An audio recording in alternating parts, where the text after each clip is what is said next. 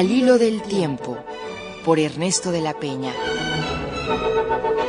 Acompáñalo en su éxodo interminable por los grandes momentos de la cultura universal. No se exige más rigor que el de los lazos en las diversas manifestaciones del espíritu, ni otra guía que la imaginación. Al hilo del tiempo.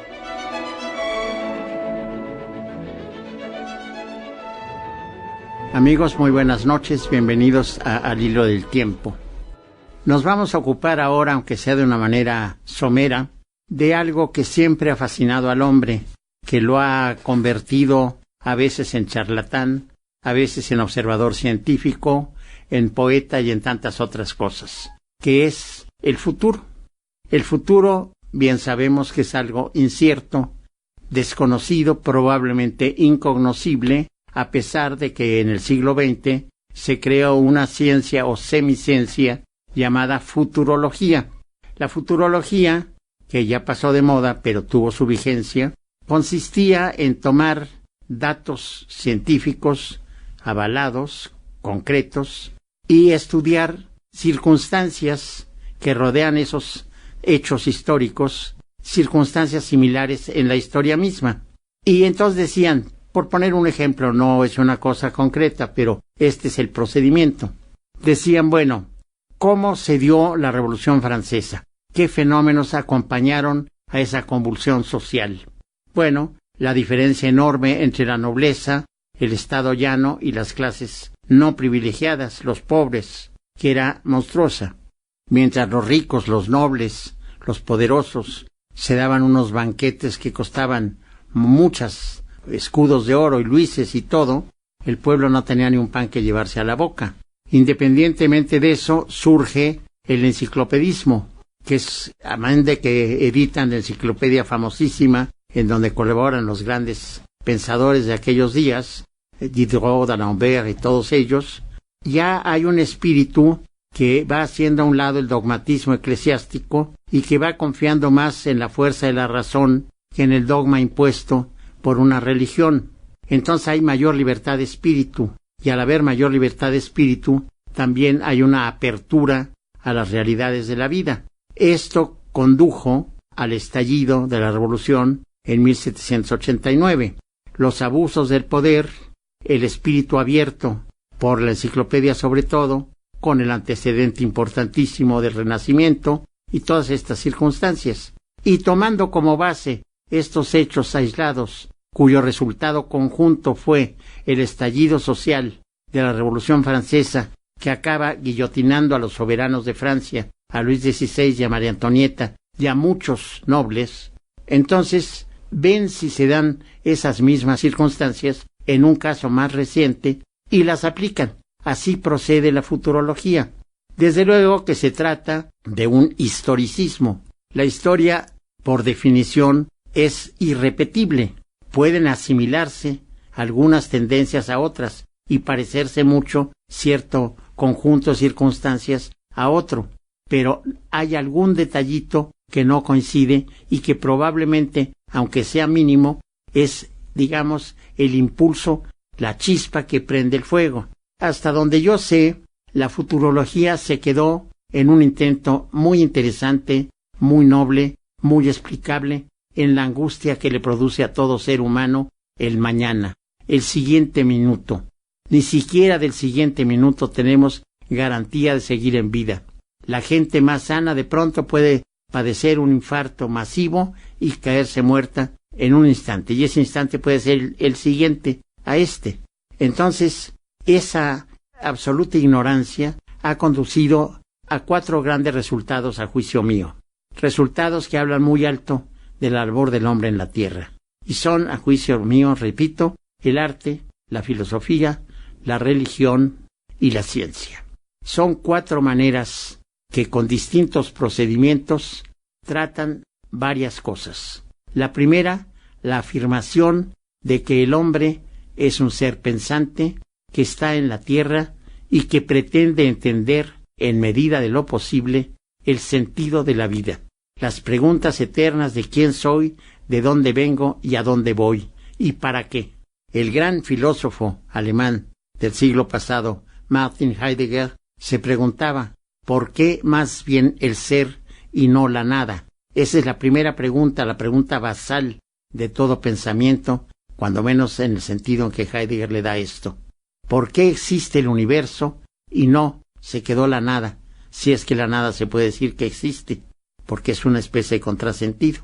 Partiendo de todo esto, voy a decantarme, como dicen en España, al análisis de algunos procedimientos que ha inventado el hombre en esta angustia de averiguar lo venidero, que ha dado lugar, como dije, a mucha charlatanería, producto, por una parte, de algunos vivos que se aprovechan de la credulidad de los otros para sacarles dinero y hacerles vaticinios. Por otra parte, no se puede negar cierta inspiración de carácter, si no queremos usar el término divino, cuando menos no común entre los mortales, que es el don de profecía, considerado en la teología cristiana clásica uno de los carismas, es decir, de las gracias gratuitamente dadas al hombre por el Espíritu Santo, por la tercera persona de la Trinidad, según la teología aristotélico-tomista.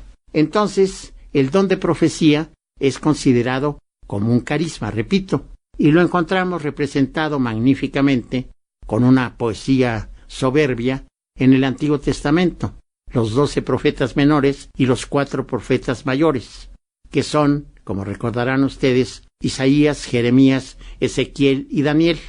Pero aquí empiezan las divisiones y los criterios. Para el cristianismo, estos son los 4 profetas mayores, pero no son para los judíos. Para los judíos solo son 3. Para ellos, Daniel es un libro que pertenece a los libros históricos. Se encuentran algunas partes en el libro de Daniel que tienen índole profética, pero no todo el libro está dedicado a los vaticinios. En cambio, los otros 3 son visiones realmente sorprendentes que cuando se leen se da uno cuenta que muchas veces atinaron Isaías, Jeremías y Ezequiel. ¿En qué sentido? Como ya tenemos toda la historia de ellos atrás, y muy atrás, antes de la era cristiana, podemos saber si el vaticinio de Isaías, por ejemplo, respecto a la ruina del pueblo judío fue verdad, que iba a caer en manos de los babilonios, y desde luego que así fue. Entonces fue un vaticinio real, una profecía verdadera. La palabra profeta es de origen griego, es la preposición pro, que quiere decir antes, y el verbo femi, de donde se deriva fetes. Profetes es el que habla o dice antes de que suceda un hecho, él ya lo predijo.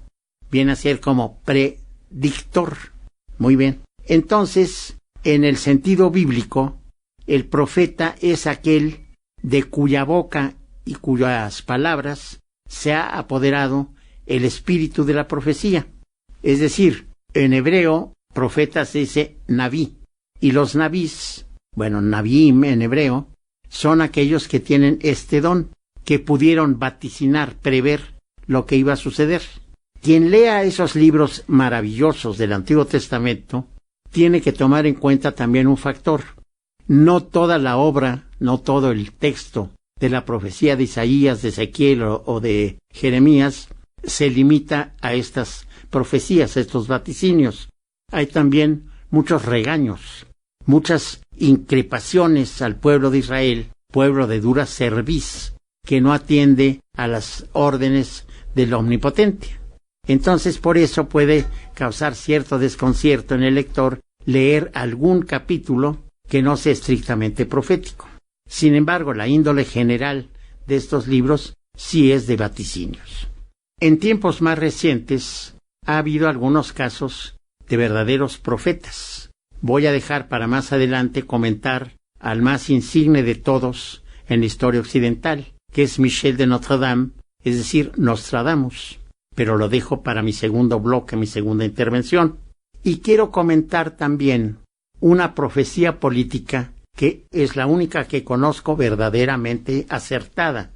El gran sociólogo y historiador y todo, Alexis de Tocqueville, fue en la primera mitad del siglo XIX de visita a los Estados Unidos y observó muy atentamente a la sociedad norteamericana.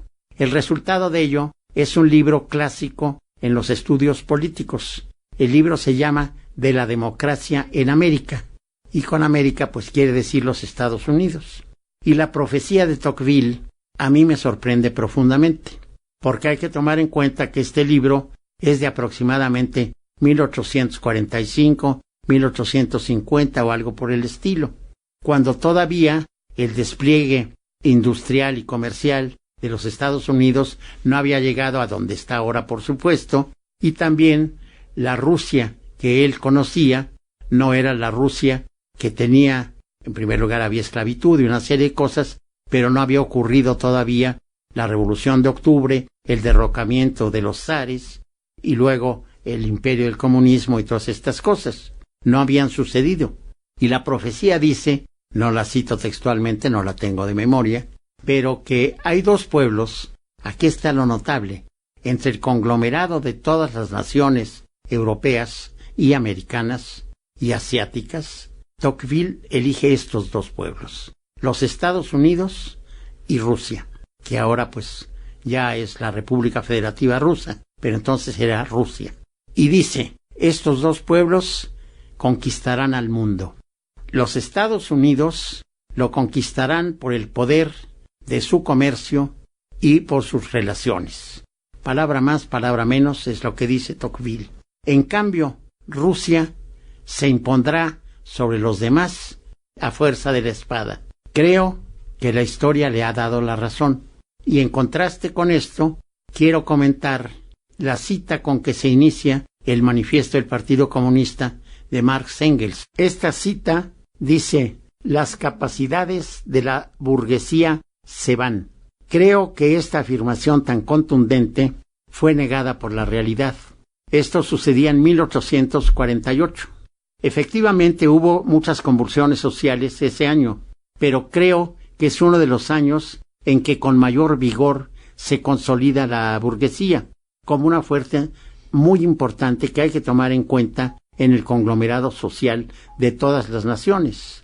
Ha pasado ya la historia, la enorme trascendencia de la aristocracia, de las monarquías, de la nobleza, y entonces queda, por encima de todas, creo yo, el poder de la burguesía, es decir, de la clase media, alta, media y baja, que se encarga realmente de llevar adelante a los países, porque los obreros, tan cacareados en el sistema comunista, realmente, esta es mi opinión personal, pasaron de una tiranía a otra. El comunismo demostró, a juicio mío, su ineficacia precisamente en el caso de la Unión Soviética, que hubo de esperar mucho tiempo hasta que Gorbachov fue el que le dio el tiro de gracia. Pero los obreros, se supone que eran los proletarios los que dominaban la situación, pero siempre se dejaba a futuros. El comunismo verdadero no llegó, de conformidad con las tesis de Marx sobre todo, a existir nunca. Era el socialismo cuyo final se erguiría la igualdad de todos. Todos los hombres serían iguales. Es un ideal muy bello, pero no se llevó a cabo. La sociedad comunista no se llegó a fundar. Y vino, pues, el hombre desgraciadamente abusa del que puede, se impone el más fuerte, el más atrevido, el más rico, el más poderoso, en una palabra, y sojuzga al que no tiene estas facultades a su servicio. Y esto ha sido la verdad humana a lo largo de todos los años de la historia. Pero vuelvo a la cuestión de la profecía, del vaticinio, de la pretendida adivinación del futuro. Ha habido tantas técnicas para tratar de interpretarlo, casi como civilizaciones ha habido en la historia. Una de las más antiguas recibe el nombre de hepatomancia. Hay muchas disciplinas que tienen esa terminación, mancia. Mantia en griego quiere decir precisamente adivinación. El mantis es el adivino. Y ya con esto está clasificando que se trata de un adivino, que puede errar en sus vaticinios y puede acertar. La hepatomancia, como su nombre etimológicamente indica, es un sistema de adivinación del futuro mediante el análisis de los hígados de los animales. Es un sistema, una disciplina tan vieja que se ha encontrado una piedra que tiene dibujado con indicaciones en caracteres cuneiformes, tiene dibujado un hígado. Y los caracteres cuneiformes justamente interpretan las características específicas de ese hígado animal y sacan conclusiones a futuros. De modo que me atrevo a decir que quizá esta sea el primer intento de adivinación de parte del hombre acerca del futuro. Voy a hablar ahora, dando un brinco histórico muy grande, de ese todavía no explicado portento que fue Nostradamus. Nostradamus practicaba la hidromancia, es decir, la adivinación mediante el agua. Se sabe que tenía un gran perol de cobre y que lo llenaba de agua y leía ahí acontecimientos futuros. Él tenía esa visión doble, si es que se puede creer en tal cosa. Pero lo sorprendente es la adivinación, los hechos que él predijo, que muchas veces se cumplieron. Claro que el lenguaje que él empleó, entre otras por razones de temor ante la Inquisición, que también hubo en Francia, menos violenta que en España, pero también hubo, entonces tenía que enmascarar su lenguaje de una manera simbólica, al grado de que muchas de sus centurias, así llamó él a su obra, son de interpretación muy ardua, muy difícil y muy incierta por consiguiente. Pero hay algunas bastante claras, y se refieren a la época en que históricamente vivió Nostradamus. Dice, por ejemplo, que el rey de Francia morirá en jaula de oro, y esto ocurrió en la realidad.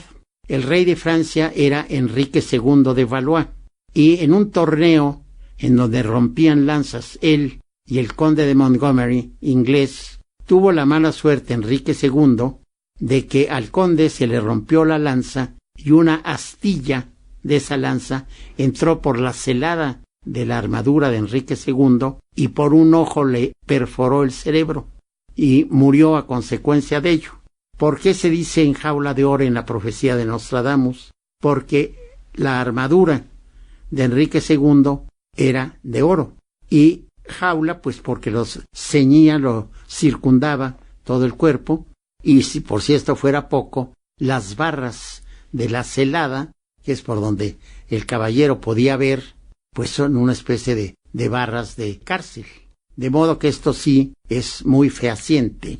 También, entre otras muchas cosas, y en una interpretación quizá un poco arbitraria de las cosas, sí predijo, por ejemplo, la catástrofe de las Torres Gemelas.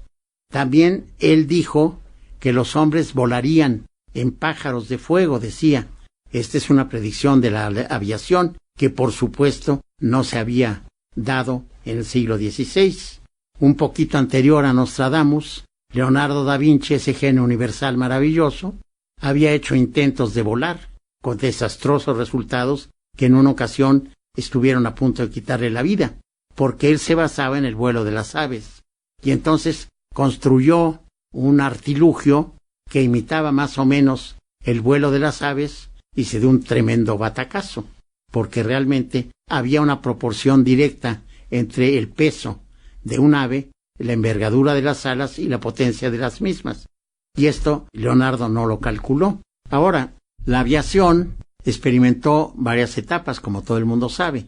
Primero se sostenía que no podía mantenerse en el aire un cuerpo más pesado que éste, y de ahí viene la creación de los globos aerostáticos, que llevan gas calentado por fuego y entonces pueden volar porque el resultado sí es más ligero que el aire.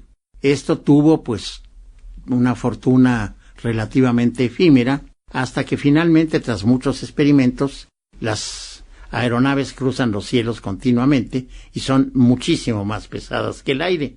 Pero en fin, esto es otro asunto.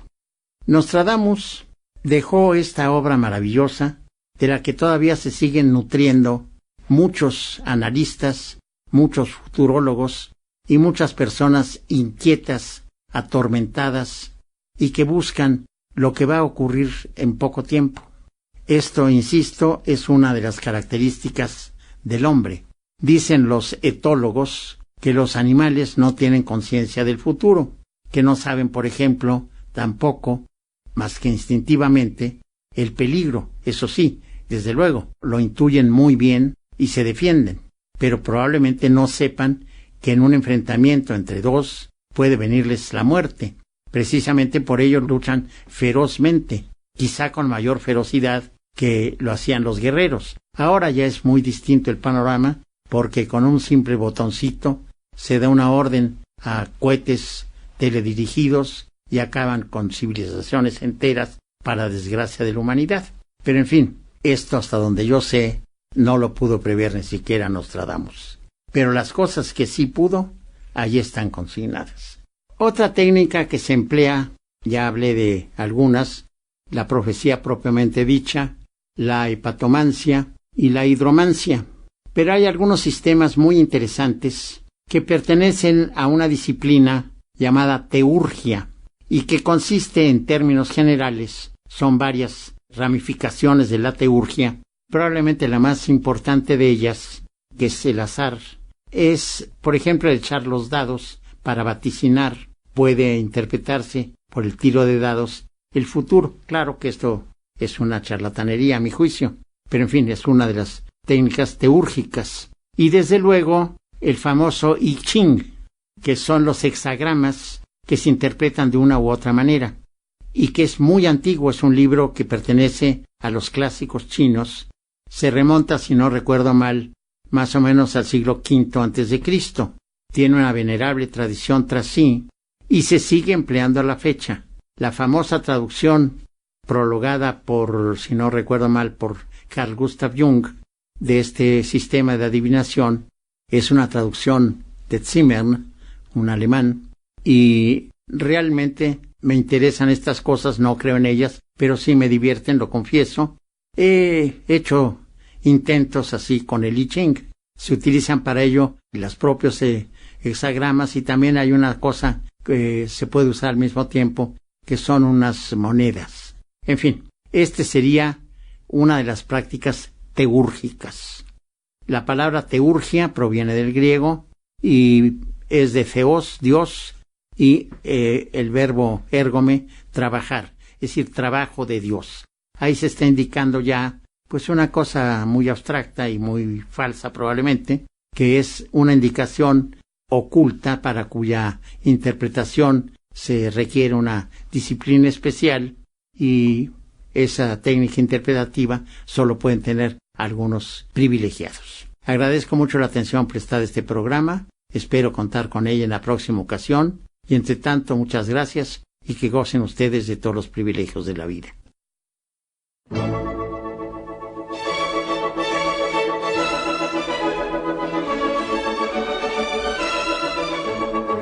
Al hilo del tiempo, por Ernesto de la Peña. Acompáñelo en su éxodo interminable por los grandes momentos de la cultura universal. No se exige más rigor que el de los lazos en las diversas manifestaciones del espíritu, ni otra guía que la imaginación. Al hilo del tiempo.